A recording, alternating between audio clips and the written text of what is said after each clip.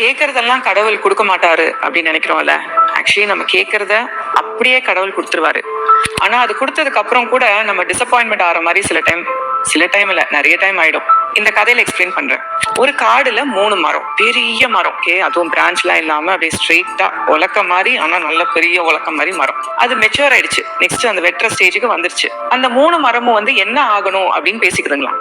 ஒரு மரம் சொல்லுதான், நான் ராஜா, மந்திரி, படை இதெல்லாம் போற படகாகணும்னு ஆசைப்படுறேன் அப்படின்னு சொல்லுதான்.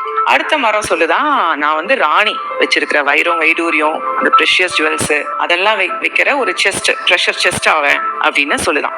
3வது மரம் சொல்லுதான், இதெல்லாம் என்ன உங்க ஆசை, நான் ஃபியூச்சர், ராஜாங்கத்தோட ஃபியூச்சர், அரசகுமாரன், பிரின்ஸ் பிறந்து படுக்கிற தொட்டிலா நான் ஆக போறேன் அப்படின்னு 3ம் அதோட மேனிஃபெஸ்டேஷனை சொல்லுதான்.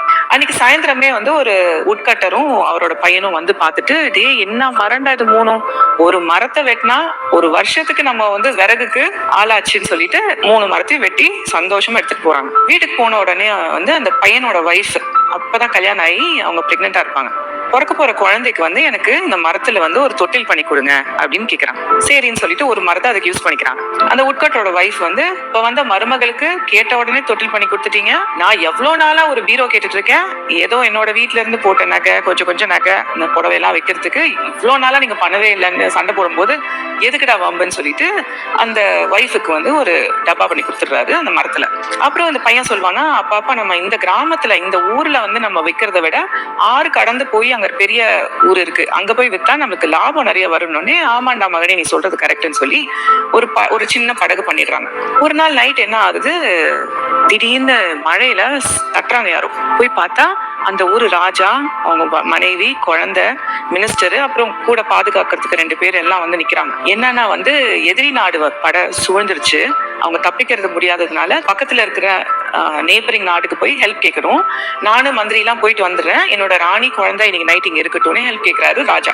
சரின்னு சொல்லிட்டு அந்த குழந்தைய இந்த புதுசா பண்ணி வச்சிருந்த இந்த தொட்டில போடுறாங்க. அத ராணியோட ட்ரெஸ், ராணியோட நகையெல்லாம் அந்த வச்சிருந்த பீரோ பாக்ஸ்ல வைக்கிறாங்க. இந்த ராஜாவும் மந்திரியும் எனக்கு படகு வேணும்பான்னு சொன்னோடனே, எங்க கிட்ட இருக்கு ராஜான்னு சொல்லி இவங்க பண்ணின படகுல ராஜா பக்கத்து நேபரிங் நாட்டுக்கு போறாரு. இந்த 3 மரமும் மேனிஃபெஸ்ட் பண்ணது நடந்துருச்சா?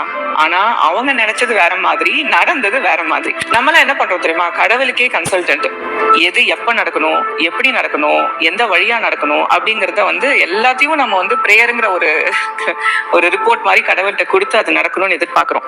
அதுக்கு பதிலா எனக்கு என்ன நல்லதோ அது உங்களுக்கு தான் தெரியும் கடவுளே, நீங்க பார்த்து செய்யுங்க அப்படின்னு கடவுள் கிட்ட விட்டுட்டோம்னா பெஸ்ட் ஆஃப் த பெஸ்டா நம்ம லைஃப்ல எல்லாம் அமையும். இதுதான் மேனிஃபெஸ்டேஷனோட ட்ரிக்.